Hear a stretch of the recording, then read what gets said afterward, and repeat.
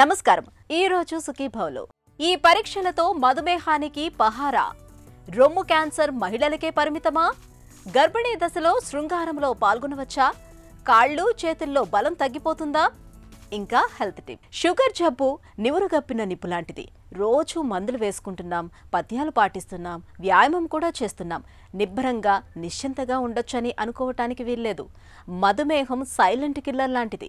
ఏళ్లు గడుస్తున్న కొద్దీ చాప కింద నీరులా మన శరీరాన్ని చుట్టుపెట్టేస్తుంది. మొత్తంగా దేహాన్నే వ్యాధుల కుంపటిలా మార్చేస్తుంది. ఈ విపత్తుల్ని తప్పించుకుంటూ ఆరోగ్యాన్ని బేషుగ్గా ఉంచుకునేందుకు షుగర్ జబ్బు విషయంలో తరచూ పరీక్షలు చేయించుకుంటూ నిరంతరం అప్రమత్తంగా ఉండాల్సిందే. మధుమేహులు తరచూ చేయించుకోవలసిన పరీక్షల గురించి ఇప్పుడు తెలుసుకుందాం.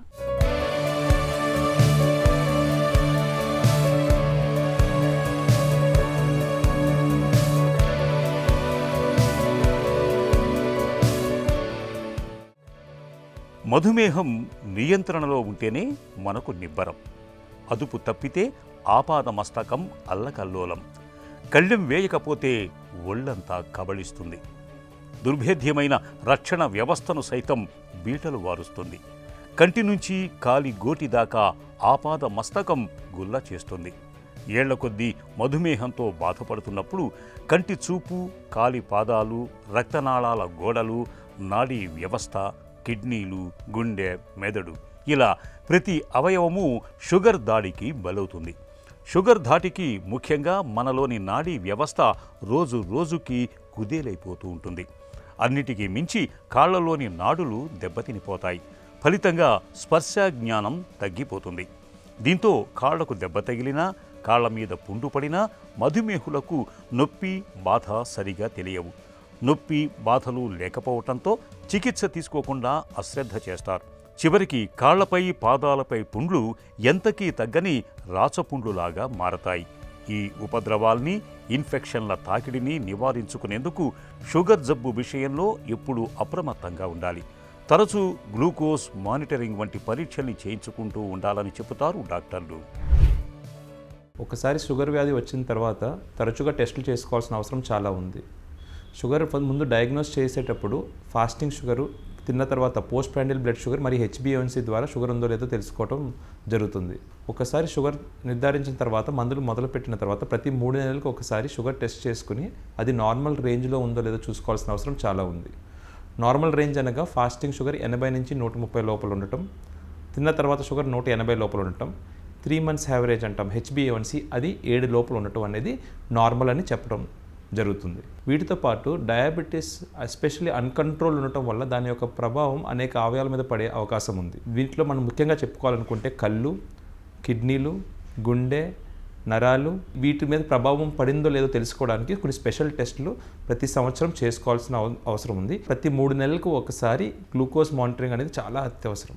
ఎందుకంటే డయాబెటీస్ వచ్చిన వాళ్ళు ఒకే మందుతో జీవితాంతం కంట్రోల్ ఉండటం అనేది జరగటం కుదరదు. డయాబెటీస్ అనేది ఒక ప్రోగ్రెసివ్ కండిషన్.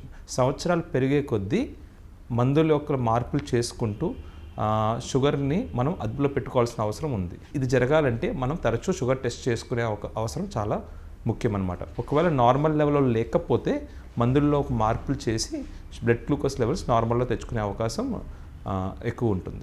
డైట్ ఒక డిసిప్లిన్ లేకపోవడం వల్ల వాళ్ళు తరచూ ఎక్కువ స్వీట్స్ కానీ ఎక్కువ క్యాలరీస్ ఉన్న ఫుడ్ తీసుకోవటం వల్ల టెస్ట్ చేసిన రోజు నార్మల్గా ఉండొచ్చు కానీ మిగతా రోజులు షుగర్ ఎక్కువగా ఉంటుంది. అది మనకి టెస్ట్ చేసిన రోజు ఫాస్టింగ్ మరియు పోస్ట్ ప్రాండియల్ బ్లడ్ గ్లూకోజ్ లెవెల్స్లో అది బయటపడదు అనమాట. వాళ్ళలో HbA1c ఎక్కువ ఉంటే మనం వాళ్ళకి మిగతా రోజులు అంటే టెస్ట్ చేసిన రోజు కాకుండా మిగతా రోజులు కూడా షుగర్స్ అబ్నార్మల్గా ఉంటుందని మనకి తెలుస్తుంది. వీళ్ళలో మనం డైటరీ యొక్క కౌన్సిలింగ్, ఎక్సర్సైజ్ యొక్క కౌన్సిలింగ్ చేయగలిగితే ఈ fasting and post prandial blood glucose లెవెల్స్తో పాటు HbA1c కూడా అదుపులో పెట్టుకునే అవకాశం ఉంది. మధుమేహం నివురుగప్పిన నిప్పు లాంటిది. ఆదమరిస్తే ఆపదల్ని కొని తెచ్చుకున్నట్టే అవుతుంది. షుగర్ విషయంలో నిరంతర అప్రమత్తతే మనకు శ్రీరామ రక్ష. నిత్యం మందుల సాయం తీసుకుంటూ మరోవైపు ఆహార వ్యాయామాల సాయంతో ఒంట్లో షుగర్ జబ్బుని ఎప్పుడూ నియంత్రణలో ఉంచుకోవాలి. రక్తంలో గ్లూకోజు తీరుతెన్నులు ఎలా ఉంటున్నాయన్న విషయాన్ని తరచూ పరీక్షల సాయంతో తెలుసుకుంటూ ఉండాలి. మధుమేహులు ప్రతి ఒక్కరూ ABC సూత్రాన్ని తప్పనిసరిగా గుర్తుంచుకోవాలి. A అంటే HbA1c, B అంటే బ్లడ్ ప్రెషర్, సి అంటే కొలెస్ట్రాల్. ఈ 3 పరీక్షల్ని తరచూ చేయించుకుంటూ ఉండాలి. అప్పుడే షుగర్ జబ్బు నియంత్రణలో ఉందా, అదుపు తప్పుతోందా, ఇతరత్రా జాగ్రత్తలు ఏమైనా తీసుకోవాలా అన్న విషయం మనకు తెలుస్తుంది. సో డయాబెటీస్ అనేది ఒక నాన్ కమ్యూనికబుల్ డిసీజ్ అండి. ఈ డయాబెటీస్తో పాటు హైపర్ టెన్షన్ అంటే రక్తపోటు మరియు కొలెస్ట్రాల్ సమస్యలు డిస్లిపిడిమియా అని అంటాం. ఇవి కూడా తోడుగా ఉండడం చాలా సహజంగా జరుగుతుంది. సో ఎప్పుడైనా డయాబెటీస్ నిర్ధారించబడితే వెంటనే వాళ్ళలో బీపీ మరియు కొలెస్ట్రాల్ సమస్యలు ఉన్నాయో లేదో కూడా చెక్ చేసుకోవటం అవసరం. సో డయాబెటిక్ డిస్లిపిడిమియా అని అంటాం. ఈ డయాబెటిక్ డిస్లిపిడిమియా అంటే డయాబెటీస్తో బాధపడుతున్న వాళ్ళలో ఈ ట్రైగ్లిసరైడ్స్ లెవెల్స్ చాలా ఎక్కువగా ఉండి, ఎల్డిఎల్ కొలెస్ట్రాల్ లెవెల్స్ ఎక్కువగా ఉండి, హెచ్డిఎల్ కొలెస్ట్రాల్ లెవెల్స్ తక్కువగా ఉంటాయి. సో డయాబెటిక్ ట్రీట్మెంట్తో పాటు వీళ్ళకి ఈ కొలెస్ట్రాల్ సంబంధించి మందులు కూడా ఇచ్చి వాళ్ళ ఒక బ్యాడ్ కొలెస్ట్రాల్ ఎల్డిఎల్ ఏది ఉందో 100 లేకపోతే 70 లోపల పెట్టుకోవడం చాలా అవసరం. దీనివల్ల మనకు హార్ట్ ప్రొటెక్షన్ అంటే గుండె సంబంధించి జబ్బులు రాకుండా మనం కాపాడగలుగుతాం. షుగర్ జబ్బుతో బాధపడుతున్నప్పుడు మనలో చాలామంది 3 నెలలకోసారి కేవలం రక్తంలో గ్లూకోజు పరీక్ష చేయించుకుంటుంటే సరిపోతుందని అనుకుంటారు. మధుమేహులు రక్తంలో గ్లూకోజు మోతాదును మాత్రమే కాదు, 3 నెలలకొకసారి HbA1c, 6 నెలలకొకసారి కొలెస్ట్రాల్, ట్రైగ్లిజరైడ్లు, మూత్రంలో మైక్రో ఆల్బుమిన్, అలాగే ఏడాదికి ఒకసారి ఈసీజీ, ఎక్స్రే, కంటి పరీక్షలు తప్పకుండా చేయించుకోవాలి. ఒకవేళ కొలెస్ట్రాల్, ట్రైగ్లిజరైడ్లు అధికంగా ఉన్నట్లయితే కేవలం ఆహార నియమాలతోనే కాకుండా వాటిని మందులతో తగ్గించుకునే ప్రయత్నం చేయటం అవసరం. అలా మందులు వాడుతూ ట్రైగ్లిజరైడ్లు తగ్గుతున్నాయో లేదో తెలుసుకోవటానికి నెలకోసారి వాటికి సంబంధించిన రక్త పరీక్షలు చేయించుకొని చూసుకుంటూ ఉండాలి. డయాబెటీస్ వల్ల వచ్చే మరో ముఖ్యమైన కాంప్లికేషన్ ఏమంటామంటే CKD, క్రానిక్ కిడ్నీ డిసీజ్. అంటే అన్కంట్రోల్ డయాబెటీస్ వల్ల దాని యొక్క ప్రభావం కిడ్నీ మీద పడటం వల్ల. సో అందువలన టైప్ 2 డయాబెటీస్తో బాధపడుతున్న వాళ్ళు ప్రతి సంవత్సరం యూరిన్ ప్రోటీన్ క్రియాటిన్ రేషియో మరియు సీరం క్రియాటినిన్ అనేది చెక్ చేసుకోవడం చాలా తప్పనిసరి. ఎందుకంటే ఒకవేళ డయాబెటీస్ వల్ల కిడ్నీలో ఏదైనా డ్యామేజ్ జరిగితే వాళ్ళలో యూరిన్ నుంచి ప్రోటీన్ లాస్ అనేది ఎక్కువగా ఉంటుంది. సో ఈ ప్రోటీన్ లాస్ ఉందో లేదో తెలుసుకోవడానికి ఈ urine protein creatine ratio test చేయటం అవసరం. వీటితో పాటు సీరం క్రియాటిన్ అంటే కిడ్నీ యొక్క ఫంక్షన్ ఎలా ఉందో కూడా మనకి ఒక ఐడియా వచ్చే అవకాశం ఉంది. డయాబెటిక్ కిడ్నీ డిసీజ్ ఉన్న వాళ్ళలో డయాబెటిక్ మెడిసిన్స్ ఒక డోసేజ్ కూడా మార్చాల్సిన అవసరం ఉంది కిడ్నీ ఫంక్షన్ బట్టి అనమాట. సో ఇవన్నీ మనం చేయగలగాలంటే మనం ప్రతి సంవత్సరం యూరిన్ ప్రోటీన్ క్రియాటిన్ రేషియో మరియు సీరం క్రియాటిన్ టెస్టులు చేయాల్సిన అవసరం ఉంది. కొన్ని హెడ్ రిస్క్ డయాబెటిక్ పేషెంట్స్ అంటే ఎవరెవరు డయాబెటిక్ పేషెంట్స్తో ఛాతీ నొప్పి కానీ, ఆయాసం కానీ, అలాంటి కాళ్ళు వాపు లాంటి లక్షణాలు మనకి కనబడితే వాళ్ళకి గుండె సంబంధించి ప్రాబ్లం ఉందో లేదో మనకి తెలుసుకోవటం అవసరం. దీని ప్రకారంగా మనం ఈసీజీ మరియు 2D ఎక్కువ లేకపోతే థ్రెడ్మిల్ టెస్ట్ కూడా అడిగే అవకాశం ఉంది. వాటితో పాటు సెరిబ్రోవాస్కులర్ యాక్సిడెంట్ అంటే బ్రెయిన్ స్ట్రోక్స్ కూడా డయాబెటిక్ పేషెంట్స్లో వచ్చే అవకాశాలు ఎక్కువ ఉన్నాయి. సో ఎవరికైనా శరీరంలో ఒక భాగం కొంచెం వీక్నెస్ లాంటిది ఉండటం, లేకపోతే చూపులో కొంచెం ఏదైనా మందలించడం లాంటి ఎలాంటి సిమ్టమ్స్ ఉంటే బ్రెయిన్ స్ట్రోక్ లాంటి సస్పెక్ట్ చేయడం జరిగితే వాళ్ళకి MRI కూడా తీసుకుని బ్రెయిన్లో ఎలాంటి అయినా క్లాట్స్ ఉన్నాయో లేదో తెలుసుకునే అవకాశం కూడా ఉంది. రక్త పరీక్షలు చేయించుకోవటానికి 1-2 రోజుల ముందు పండ్లు, స్వీట్లు తిని ఉన్నట్లయితే రక్తంలో షుగర్ పెరుగుతుందని అనుకుంటారు మనలో చాలామంది. ఎప్పుడైనా ఒకసారి ప్రసాదం, ఆహారంలో స్వీటు, కొబ్బరి, కేక్ వంటివి తింటే రక్తంలో షుగర్ పెరుగుతుంది. దాని గురించి కంగారు పడాల్సిన పని లేదు. ఆ రోజు రక్త పరీక్ష చేయించుకోకూడదు. ఏదో 2-3 రోజుల క్రితం తిన్న ఆహారం వల్ల ఇవాళ షుగర్ పెరిగి ఉండటం అన్నది ఉండదు. మనం తిన్న ఆహార ప్రభావం రక్తంలో 5 గంటలు మాత్రమే ఉంటుంది. ఆ ఆహారం ప్రభావం 5 గంటల్లో అయిపోతుంది. కాబట్టి మనం తీసుకున్న ఆహారానికి రక్తంలో షుగర్కు సంబంధం 5 గంటలే. కాబట్టి మొన్నెప్పుడో తిన్న ఆహారానికి ఇవాళ షుగర్ పెరుగుతుందని అనుకోకూడదు. సగటున మనకు గత 3 నెలల కాలంలో షుగర్ నియంత్రణలో ఉందా లేదా అన్నది ఖచ్చితంగా చెప్పేది 3 నెలలకు ఒకసారి చేసే HbA1c పరీక్ష. అందుకే నెల రక్త పరీక్షతో పాటు 3 నెలలకు ఒకసారి చేయించుకునే ఈ పరీక్షను తప్పనిసరిగా చేయించుకోవాలి.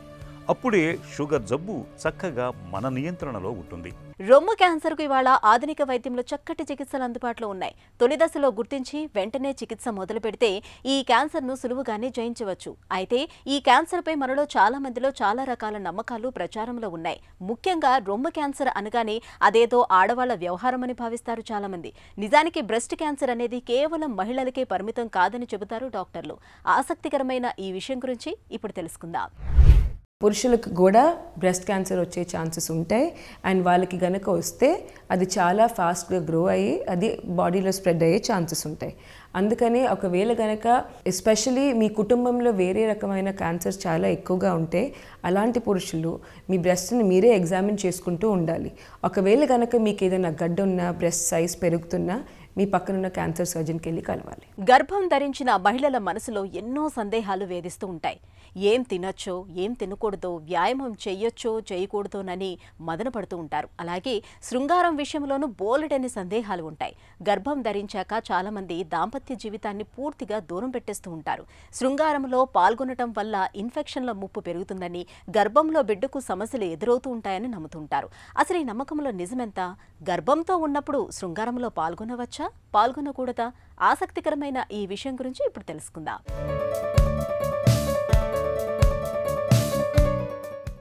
గర్భం ధరించాక కొంతమంది అతి సుకుమారంగా వ్యవహరిస్తూ ఉంటారు. అడుగు తీసి అడుగు వేయటానికి భయపడుతూ ఉంటారు. అలాంటిది శృంగారం అంటే అసలు ఆ ఆలోచనే రానివ్వరు. కడుపులో పెరుగుతున్న బిడ్డకు సమస్యలేవైనా వస్తాయేమోనని భర్తను పూర్తిగా దూరం పెట్టేస్తూ ఉంటారు.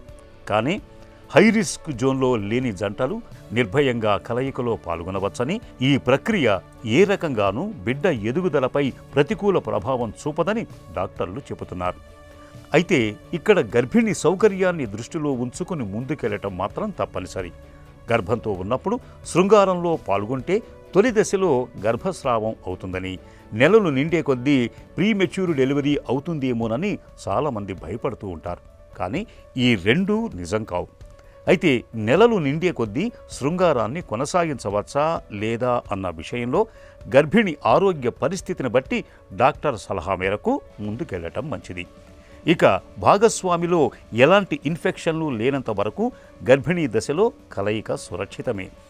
అదే ఇన్ఫెక్షన్లు, లైంగికంగా సంక్రమించే వ్యాధులు ఉంటే మాత్రం వాళ్లను పూర్తిగా దూరం పెట్టడమే ఉత్తమం. ఇక గర్భంతో ఉన్నప్పుడు శృంగారంలో పాల్గొనటం వల్ల జననేంద్రియాలకు రక్త ప్రసరణ మెరుగుపడుతుంది. కలయిక వల్ల దంపతుల మధ్య దూరం పెరగకుండా అనుబంధం రెట్టింపవుతుంది. గర్భిణిగా ఉన్న సమయంలో ఫిట్గా, చురుగ్గా ఉండటానికి శృంగారం తోడ్పడుతుంది. శృంగారం వల్ల శరీరంలో రోగ నిరోధక శక్తి పెరుగుతుందని ఓ అధ్యయనంలో తేలింది. లైంగిక చర్యలో పాల్గొనటం వల్ల శరీరంలో ఎండార్ఫిన్లు విడుదలవుతాయి. ఇవి హ్యాపీ హార్మోన్లు. తద్వారా తల్లి, బిడ్డలిద్దరూ సంతోషంగా ఉండొచ్చు. అయితే హై రిస్క్ ప్రెగ్నెన్సీ అని డాక్టర్లు నిర్ధారించినప్పుడు, యోని భాగంలో సమస్యలేవైనా ఉన్నప్పుడు, గర్భంలో కవలలు పెరుగుతున్నప్పుడు, యోని నుంచి రక్తస్రావం, ఉమ్మనీరు, తెలుపు వంటివి అవుతున్నప్పుడు మాత్రం గర్భిణీ దశలో తప్పనిసరిగా శృంగారానికి దూరంగా ఉండాల్సిందే. అలాగే గతంలో నెలలు నిండకుండానే కాన్పు అయిన వారు కూడా గర్భస్థ సమయంలో శృంగారానికి దూరంగా ఉండటమే మంచిది. మనం ఏ పని చేయాలన్నా కాళ్ళు చేతుల్లో తగినంత బలం ఉండాలి. కానీ కాళ్ళల్లోనూ చేతుల్లోనూ తగినంత బలం లేకపోతే కొద్ది దూరం నడవటం కూడా కష్టమైపోతుంది. కూర్చోవటం, లేవటం వంటి కదలికలు కూడా కష్టంగా మారిపోతాయి. కొన్ని రకాల నరాల జబ్బుల్లో ఇలాంటి అవస్థలే ఎదురవుతూ ఉంటాయి. CIDP అలాంటి జబ్బే. క్రానిక్ ఇన్ఫ్లమేటరీ డీమైలినేటింగ్ పాలీరాడికులోపతిగా పిలిచే ఈ రుగ్మతలో కాళ్ళు, చేతులు క్రమేపీ బలహీనంగా మారిపోతూ ఉంటాయి. నిత్య జీవితాన్ని దుర్భరంగా మార్చే CIDP జబ్బు గురించిన పూర్తి వివరాల్ని డాక్టర్ని అడిగి ఇప్పుడు తెలుసుకుందాం.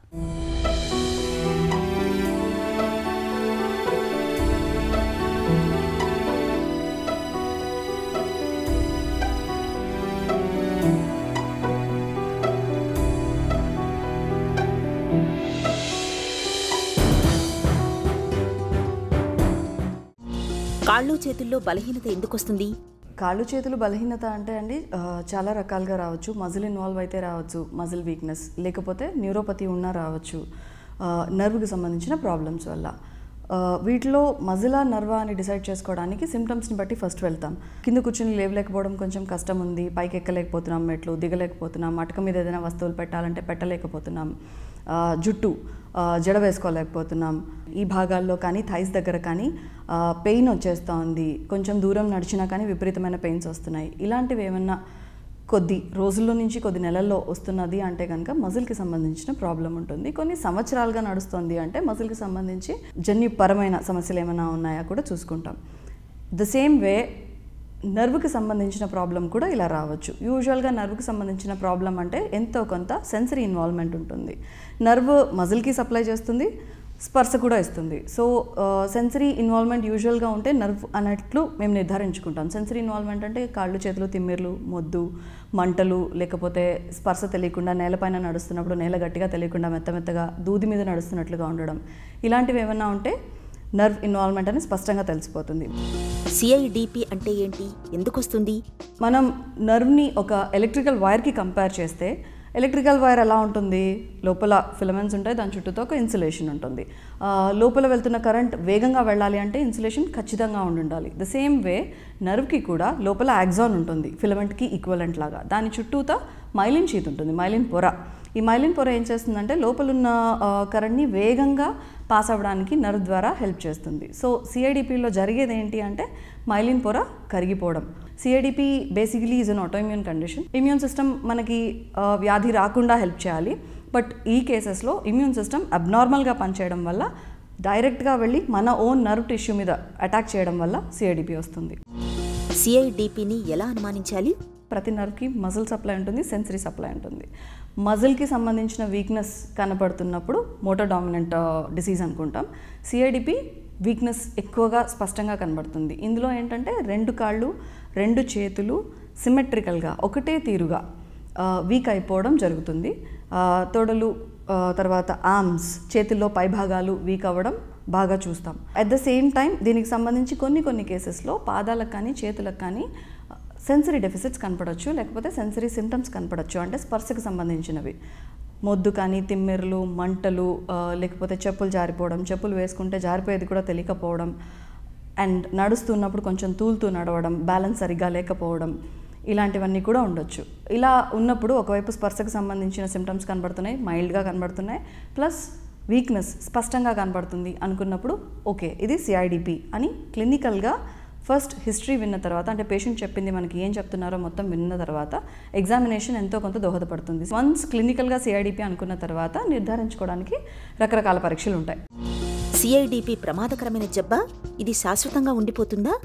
న్యూరోపతీస్లో చాలా న్యూరోపతీస్కి బేసిక్గా కాజ్ ఏంటో ఉన్నదో ఐడెంటిఫై చేసుకొని కాజ్కి ట్రీట్మెంట్ ఇవ్వడం. ఎంత ట్రీట్మెంట్ ఇచ్చినా పార్షియలీ ఎంతో కొంత రివర్సబిలిటీ అంత పూర్తిగా రాదు. But CIDP is a treatable element. మాకు చాలా న్యూరలాజికల్ కాజెస్లో, న్యూరోపతీస్లో చాలా అన్ట్రీటబుల్ ఉన్నాయి. వెన్ ఒక ట్రీటబుల్ డిసీజ్ అన్నప్పుడు అట్మోస్ట్ ఇంపార్టెన్స్ ఇస్తాము. ఎర్లీగా ట్రీట్మెంట్ ఇస్తే పూర్తిగా నార్మల్ లైఫ్ స్టైల్కి తీసుకొచ్చేయచ్చు. కాబట్టి సిఐడిపి డయాగ్నోసిస్ అనేది చాలా ఎర్లీగా చేయడం చాలా ఇంపార్టెంట్, ఫస్ట్ థింగ్. అండ్ సిఐడిపికి సంబంధించి కాంప్లికేషన్స్ అంటే ట్రీట్మెంట్ ఎర్లీగా కాలేదు, డయాగ్నోసిస్ డిలే అయింది, ఒకసారి ఆల్రెడీ వీల్ చైర్ బౌండ్ అయిపోయారు, లేకపోతే బెడ్ బౌండ్ అయిపోయారు వీక్నెస్ వల్ల అన్నప్పుడు, ఆల్రెడీ మజిల్ కరిగిపోతోంది అన్నప్పుడు మేము ట్రీట్మెంట్ అప్పుడు డయాగ్నోస్ చేసి అప్పుడు ఆఫర్ చేసినా మేము పూర్తిగా దాన్ని రివర్ట్ బ్యాక్ చేయలేం. కాబట్టి early treatment important. Early treatment ఉంటే నియర్ నార్మల్ లైఫ్ స్టైల్, కంప్లీట్గా ప్రీవియస్ యాక్టివిటీస్ ఏవైతే ఉన్నాయో అవన్నీ కూడా డిజబిలిటీ లేకుండా అన్నీ నార్మల్గా చేసుకోవచ్చు. పెథలాజికలీ అంటే ఇదే అంతా మనం చూసేదానికి ఇవన్నీ జరుగుతాయి. పెథలాజికలీ డిజబిలిటీ ఎందుకు వస్తుంది అంటే ఫస్ట్ మైలిన్ పొర కరిగిపోవడంతో స్టార్ట్ అయిన ప్రాసెస్ లోపల ఉన్న యాక్సాన్ ఏదైతే ఫిలమెంట్ ఉంటుంది అని చెప్పానో ఆ యాక్సాన్ కూడా డీజనరేట్ అయిపోతుంది.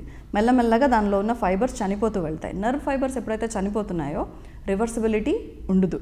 సో మైలిన్ పొర వరకు ఉన్నప్పుడు, ఎర్లీ సిమ్టమ్స్ వరకు ఉన్నప్పుడు మైలిన్ పొర మాత్రమే కన్ఫైనింగ్ సిమ్టమ్స్ ఉంటే అప్పుడు ట్రీట్మెంట్ ఇస్తే వచ్చే రెస్పాన్స్, ఒకసారి యాక్సాన్ చనిపోయిన తర్వాత వచ్చే రెస్పాన్స్ కంప్లీట్లీ డిఫరెంట్. అందుకోసం ఎర్లీ డయాగ్నోసిస్, ఎర్లీ ట్రీట్మెంట్ చాలా ఇంపార్టెంట్. ఒకవేళ వదిలేస్తే కాంప్లికేషన్స్ అంటూ డిజబిలిటీ, ఏ పని చేయలేకపోవడం, ఇంతకుముందు ఉన్నట్లు చేయలేకపోవడం, నడవాలంటే సపోర్ట్ రావడం, తూలుతూ నడుస్తున్నారు కాబట్టి గోడ పట్టుకొని నడవడం, అట్లీస్ట్ బెడ్ పై నుంచి వీల్ చైర్ పై నుంచి తనంతట తను బాత్రూమ్కి వెళ్ళే పరిస్థితి కూడా లేకపోవడం, ఇంత డిజబిలిటీ వచ్చేస్తుంది. సిఐడిపి నిర్ధారణ ఎలా? First clinical examination, then nerve conduction studies చేస్తాం, ఎలక్ట్రోడయాగ్నోస్టిక్స్. నర్వ్ కండక్షన్ చేస్తున్నప్పుడు రకరకాల నర్వ్స్ని శాంపిల్ చేసుకుంటాం, 2 కాళ్ళల్లోని 2 చేతుల్లోని. ఆ నర్వ్ శాంపిల్ చేస్తున్నప్పుడు సిఐడిపికి సంబంధించిన ఫీచర్స్ కనపడతాయి. సిఐడిపిలో ఏముంటుంది, మైలిన్ పొర కరిగిపోవడం వల్ల స్లోగా పైనుంచి కిందకి కరెంటు స్లోగా వెళ్ళడం, అది నర్వ్ కండక్షన్ మీద రిఫ్లెక్ట్ అవుతుంది. అక్కడక్కడ అసలు కంప్లీట్గా బ్లాక్ అయిపోవడం, పైనుంచి వచ్చే కరెంటు ట్రాన్స్మిట్ అవ్వకుండా సడన్గా బ్లాక్స్ వచ్చేస్తుంటాయి, అది కనపడుతుంది. ఇలాంటివి కనపడుతూ ఉన్నప్పుడు మేము సిఐడిపి అని నిర్ధారించుకుంటాం. కొన్ని కేసెస్లో ఎంఆర్ఐ ప్లెక్సెస్ చేసుకోవాల్సి వస్తుంది. ఎంఆర్ఐ న్యూరోగ్రామ్ అంటాం, నర్వ్ని ట్రేస్ చేసుకుంటూ పైనుంచి కిందకి ఎయిదర్ ఎంఆర్ఐ ఆర్ అల్ట్రాసౌండ్ చేసుకోవాల్సి వస్తుంది. సిఐడిపికి చికిత్స ఎలా ఉంటుంది? ట్రీట్మెంట్ ఆప్షన్స్ సిఐడిపికి first line treatment options, patient acute అటాక్లో ఉన్నారు, ఫస్ట్ లైన్ ఆప్షన్స్ ఏమేమి ఉంటాయి అంటే ఇమ్యునోగ్లోబులిన్స్, ఐవి ఇంట్రావీనస్ ఇవ్వచ్చు. ఒకసారి మనము ఇంట్రావీనస్ ఇమ్యునోగ్లోబులిన్స్తో లోడ్ చేసాము, చాలా ప్రాబ్లమ్స్ ఉన్నాయి, వేరే స్టీరాయిడ్ ఇవ్వడానికో లేకపోతే ఇంకొక మందు స్టీరాయిడ్ స్పేరింగ్ డ్రగ్ ఇవ్వడానికో ప్రాబ్లం ఉన్నది అనుకున్న కేసెస్లో మెయింటెనెన్స్ కొన్నిసార్లు డైరెక్ట్గా ఇంట్రావీనస్ ఇవ్వచ్చు, లేకపోతే చర్మం కింద సబ్క్యూటేనియస్గా కూడా ఇమ్యునోగ్లోబులిన్స్ మెయింటెనెన్స్ థెరపీగా ఇవ్వచ్చు, ఆప్షన్ 1. అండ్ అదర్ మిగతా ఏమేమి చూడొచ్చు అంటే ప్లాస్మా ఎక్స్చేంజ్ చేయొచ్చు, దాని తర్వాత స్టీరాయిడ్స్తో కూడా ట్రీట్మెంట్ స్టార్ట్ చేయొచ్చు. వీటిలో ఏది చూసుకుంటాము అనేది బ్యాక్గ్రౌండ్, మిగతా ఏ ప్రాబ్లమ్స్ ఉన్నాయి సిఐడిపి కాకుండా అనే దాన్ని బట్టి ఆధారపడి ఉంటుంది. ప్లస్ సిమ్టమ్స్కి సంబంధించిన ట్రీట్మెంట్, కాళ్ళు మండుతున్నాయి దానికి ట్రీట్మెంట్, వీక్నెస్ ఉంది ఫిజియోథెరపీ, ఆక్యుపేషనల్ థెరపీ, ఇవన్నీ చేసుకుంటూ వస్తాం. వీటితో కాకుండా ఒకసారి రిఫ్రాక్టరీ సిఐడిపీస్ ఉంటాయి. సిఐడిపిలో మనం ట్రీట్మెంట్ ఇచ్చిన ఫస్ట్ లైన్ ట్రీట్మెంట్తో రెస్పాండ్ అయ్యే వాళ్ళు 2/3 ఆఫ్ ద పాపులేషన్ మాత్రమే.